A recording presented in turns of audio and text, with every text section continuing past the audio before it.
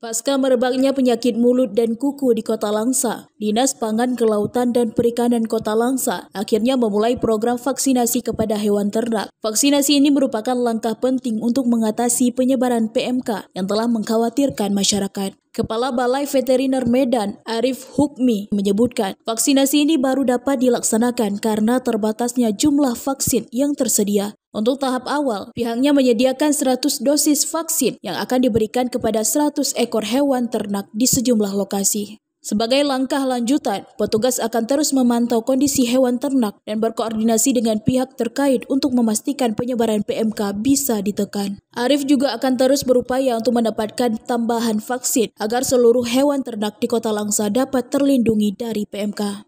Karena keterbatasan vaksin, kita masih dalam proses pengadaan pusat.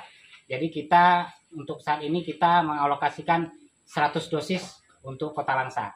Untuk 100 ekor. 100 ekor. Jadi itu vaksin dari produksi lokal.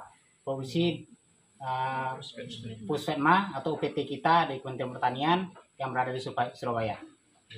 Vaksinasi ini merupakan bagian dari upaya pemerintah untuk mencegah penyebaran PMK yang dapat merugikan peternak. Dengan vaksinasi ini, Arif berharap populasi hewan ternak di Kota Langsa dapat terlindungi dan peternak dapat kembali beraktivitas dengan aman dan terjaga. Dari Kota Langsa, Selina Vita melaporkan untuk Puja TV.